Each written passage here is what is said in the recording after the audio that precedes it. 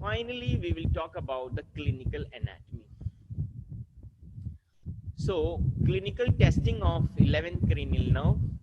I told you 11th cranial nerve. When we talk about 11th cranial nerve, we are actually talking about spinal accessory nerve. So make sure this thing कि cranial portion of accessory के बारे में ज़्यादा नहीं सोचना. You don't have to think much because it's a small course within the cranium, and all what I have not like discussed with you about like the extra cranial course of cranial portion of accessory and the muscles innervated. Why? Why? Because I've already discussed with you about vagus. So all the muscles of the soft palate except tensor veli palatini, that is by mandibular nerve, they are all by vagoaccessory nerve. All the muscles of the pharynx except stylopharyngeus, that is by glossopharyngeal nerve, they are all innervated, the rest all innervated by vagoaccessory nerve.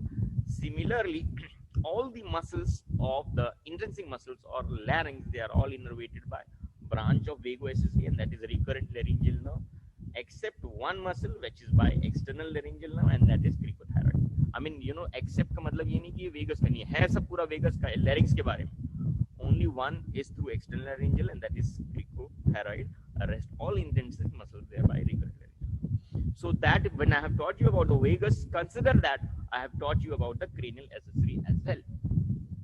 Okay.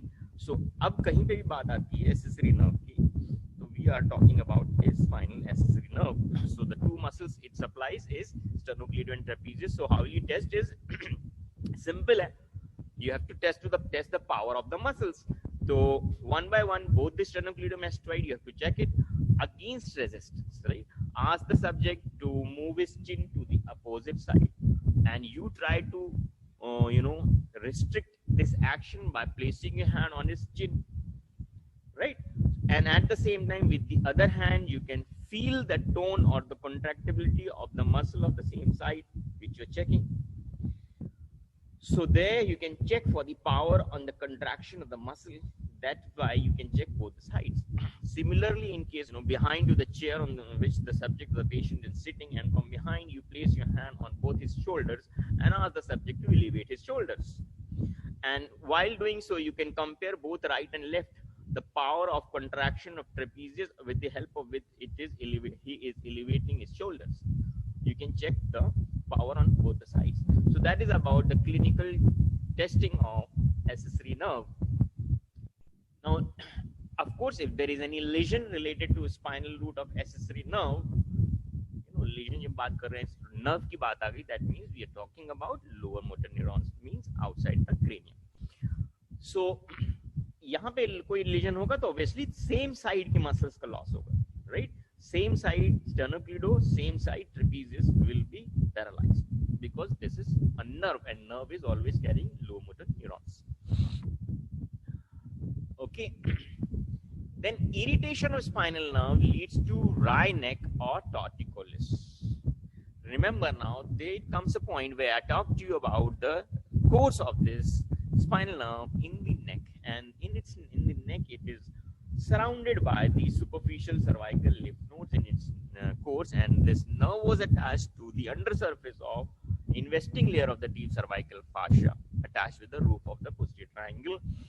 So whenever such conditions arise where there is lymphadenopathy or enlarged lymph nodes, mantling of lymph nodes in case of caseous tuberculosis, caseous lymphadenopathy, or this lymphoma, Hodgkin's, non-Hodgkin's, supraclavicular region में तो ज़्यादा नहीं है, actually it's on the side of the neck.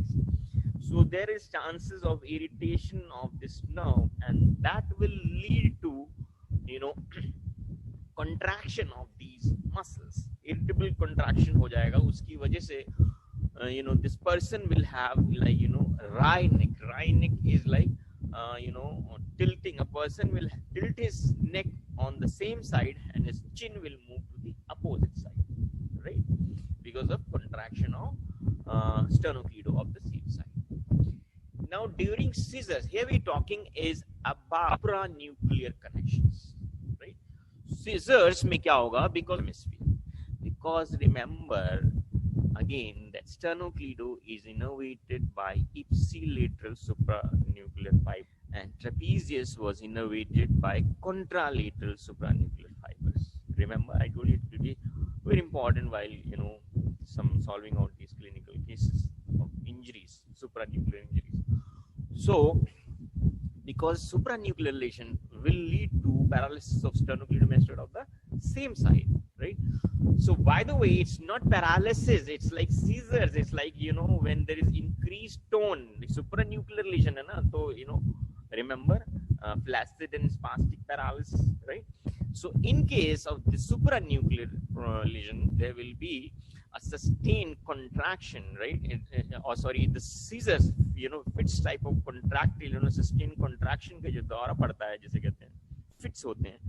So in that cases, there will be turning of head away from the relevant hemisphere, right? Turning, and chin will move to the opposite side. While spasmodic torticollis, now this is again related to the lower motor neuron side condition. Here it's irritation of the spinal nerve, spinal accessory nerve. Lots of reason I have already told you.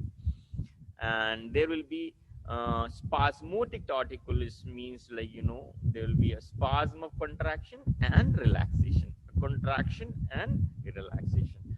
This is called a spasmodic contraction. जैसे कहते हैं कभी कभार आंख फड़कने लगती है, याद है? कभी कभार ये भी होता है, that is spasmodic contraction. कभी कभार ऐसा होता है कि hiccups is one of the best examples of spasmodic or clonic spasm. Clonic spasm means a phase of contraction then a phase of relaxation. So this happens hiccups में भी, ये eyelids जो होती हैं कभी कभार ये फड़कने लगती हैं अपने आप. Similarly ये वाला fits भी, ये वाली जो है ना clonic spasm of sternocleidomastoid might happen with some persons with irritability of the spinal accessory nerve, and that will lead to a spasmodic torticollis. Okay, so I have done this spinal accessory as well as cranial accessory nerve. I believe everything is done, and don't forget that every nerve which innervates a muscle also proprioceptive sensations. That means efferents, like special visceral efferent, that's the functional column in which it's categorized, both the nucleus, cranial and spinal nucleus. So in case of muscles of soft palate, pharynx and larynx, the proprioceptive sensations will be carried via vagoaccessory nerve, but these sensations will be relayed in the mesencephalic nucleus of trigeminal. That's the nucleus for proprioceptive sensations of head and neck. Got it? While in case of this sternocleido and trapezius, remember the proprioceptive sensations were being carried by C2, C3 in case of sternocleidomastoid and C3, C4 in case of trapezius. Now, because these are spinal, afferents, spinal afferents, general somatic afferents, so these will reach to the dorsal horn of the spinal cord. Then their course will be the same course as the dorsal column, right? Means fasciculus cuneatus, gracilis wala jo functional column hai, right? Ultimately, what I'm telling is these fibers will have a course through this, medial lemniscus, right?